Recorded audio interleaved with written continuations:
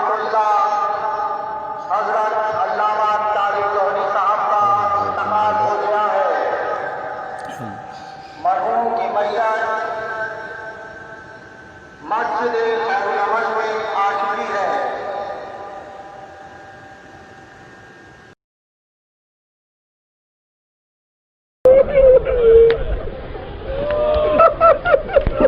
और हमारी इस्तिलाह में इसी का नाम आज़ादारी है।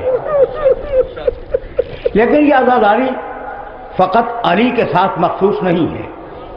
ख़ानदान रसूल का हर वो मुक़द्दस शख्स जिसने कलमे तौहीद और कलमे रिसालत के लिए अपनी गर्दन दे दी और जिसने इस्लाम की सरबुलंदी के लिए कैद खानों में ज़िंदगी गुजारी, वो हमारे इस हदिये गम में बराबर का शरीक है। आज़ादारी हमारा तशख़्ख़ुस है, आज़ादारी हमारी बुनियाद है, हमारी पहचान आज़ादारी है। हमने बादशाहों के ज़माने से लेकर उनकी लटकती हुई तलवारों के साए में असरे मौजूद तक इस आज़ादारी को पहुंचाया है और इस आज़म के साथ पहुंचाया है कि न किसी बादशाह से डरेंगे न किसी मुल्ला के फतवे से डरेंगे।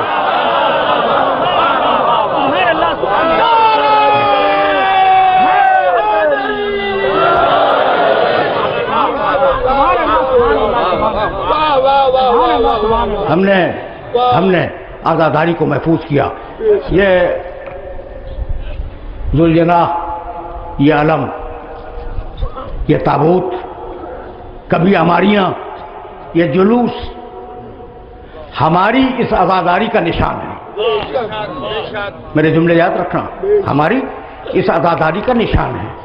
और इनका मकसद ये है कि हमारे अजनबी दोस्त जो आले मोहम्मद की कुर्बानियों को पूरी तरह नहीं समझते, उनके सामने उनकी कुर्बानियों का मंजर मुजस्सम हो जाए, कुर्बानियां मुजस्सम हो जाए। इसलिए हमने इन शायर को अपने आज़ादारी का हवाला बना दिया। अब हमें इस मरहले फ़िक्र पर रुकना नहीं है, लेकिन अब ये जुमला कहे बगैर मैं आगे बढ़ना भी नहीं चाहता कि ये फर्श जो हमने बिछाया है ये अमन का फर्श है। इस फर्श पर अमन का दर्स दिया जाता है, आफियत की दुआएं की जाती हैं। ये किसी सियासी जमात का अखाड़ा नहीं है।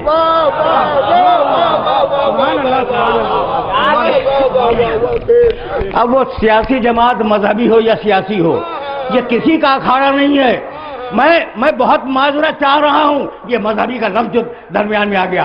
भाई पहले जमाने में मुल्ला या मदरसे में नजर आता था या मस्जिद में, और आज के जमाने में हर जगह नजर आता है, न मस्जिद में नजर आता है न मदरसे में।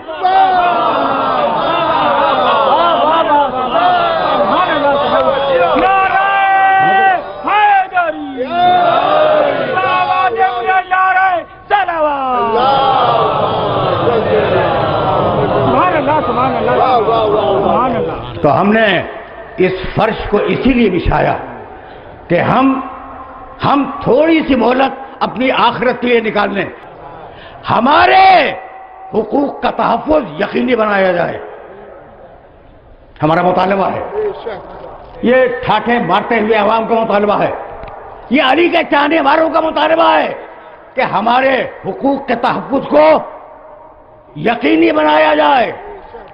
जीने और सांस लेने का हक, तालीम का हक, कस्बे माश का हक, अपने अकीदे पर रहने का हक, अपनी औलाद को अपने अकीदे पर चलाने का हक, यानी हर वो हक जो हमें दस्तूर पाकिस्तान ने दिया है और हर वो हक जो इंसानी कानून के मंशूर में लिखा गया है, हम मुतालबा करते हैं कि हमारे इन हुकूक को यकीनी बनाया जाए।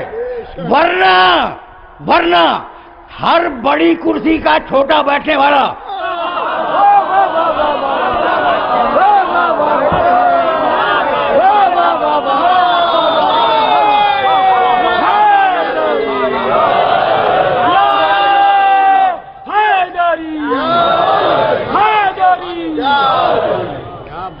بڑی کرسی کا چھوٹا بیٹھنے والا، چاہے وہ اسلام آباد میں ہو، چاہے وہ رائے گنج میں ہو یا کراچی میں، سمجھ رہے ہو نا؟ اس بات کو یاد رکھے کہ عوام کے ہاتھ تمہارے منحوس گریبانوں تک آ گئے ہیں۔ لیکن اب جملہ سنو، عوام کے ہاتھ تمہارے منحوس گریبانوں تک آ گئے ہیں۔ ہو سکتا ہے کہ تم ان ہاتھوں کے پریشر کو برداشت کر لو، لیکن ماتمداروں کے تماچے کو برداشت نہیں کر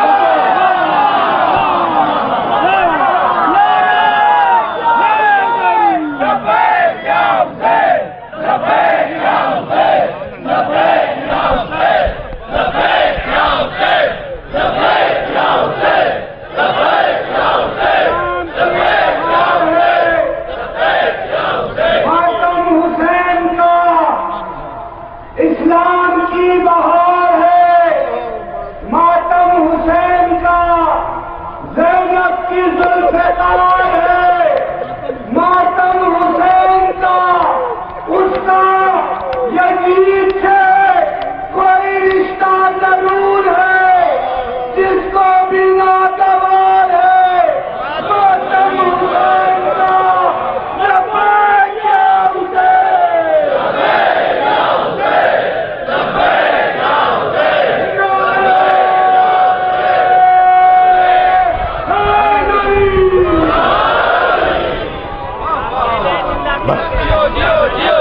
میرے عزیزوں، میرے دوستوں، زیادہ وقت نہیں لوں گا، اس لیے کہ سورہ مبارکہ کی طرف پھر مجھے واپس جانا ہے، لیکن ہم نے اپنے حقوق بتلا دیے اور ہم درخواست کرتے ہیں کہ ہمارے ان حقوق کو سنجیدہ نگاہوں سے دیکھا جائے اور انہیں پورا کیا جائے۔ میں کیا کروں، میری مجبوری ہے۔ اگر کسی ملک میں، یہ جملہ بھی ہدیہ کر رہا ہوں چیف منسٹر ہاؤس کو، گورنر ہاؤس کو، رائے گنج کے محل کو، اسلام آباد کے قتل حکومت کو، ٹھیک ہے نا، یہ جملہ ہدیہ کر رہا ہوں کہ بھائی ہم درخواست کرتے ہیں کہ ہمارے حقوق کو پورا کیا جائے، ورنہ اگر حقوق نہ ملیں تو ملک کتنا ہی بڑا ہو، وہ ملک نہیں ہے، جنگل ہے، اور ہر حکمران اس جنگل کا وحشی درندہ ہے۔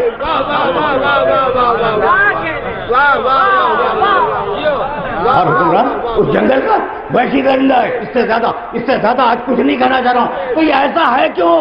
بھائی ایسا صرف اس لیے ہے کہ تم نے آخرت کے لیے کچھ نہیں کیا۔ تم نے کمپیوٹر ایجاد کیا دنیا کے لیے، تم نے ماڈرن ٹیکنالوجی انٹروڈیوس کی دنیا کے لیے، آخرت کے لیے کچھ کیا؟ آخرت کے لیے کچھ ایجاد ہوا؟ بھائی جتنی بھی سہولتیں اور ایجادیں آئی ہیں وہ جسم کے لیے، مجھے بتاؤ روح کے لیے کیا ایجاد کیا؟ تو روح چیخے گی یا نہیں؟ یہ بہت نازک جملہ ہے جو میں نے کہا، جسم کو تم نے آسائشیں فراہم کر دی لیکن روح کے لیے تم نے کچھ نہیں کیا تو روح چیخے گی نا۔ تو آئے ہو عالم ارواح سے، جاؤ گے آخرت کی طرف، یہی ہے نا۔ اب کر رہے ہو اس دنیا میں، پروردگار کہنے لگا کہ کلا ان الانسان لیطغی ان رآہ استغنی ان الی ربک رجعا۔ یہ جو اکڑ اکڑ کے چل رہے ہیں نا انسان، ان کو بتلا دو کہ واپس تو ہماری بارگاہ میں آنا ہے، انہیں بتلا دو کہ واپس تو ہماری بارگاہ میں آنا ہے۔ تو اب جو نظام ہدایت دیا اللہ نے، اس نظام ہدایت کو قبول کرو۔ توجہ رہے۔ اب موضوع سے براہ راست ہوا، اب اللہ نے جو نظام ہدایت دیا ہے اس نظام ہدایت کو قبول کر لو، خسارے سے بچ جاؤ گے۔ بھائی نظام ہدایت کا ہے، سورہ دائر میں کہا اِنَّا هَدَيْنَاهُ السَّبِيلَ اِمَّا شَاكِرًا وَإِمَّا كَفُورًا۔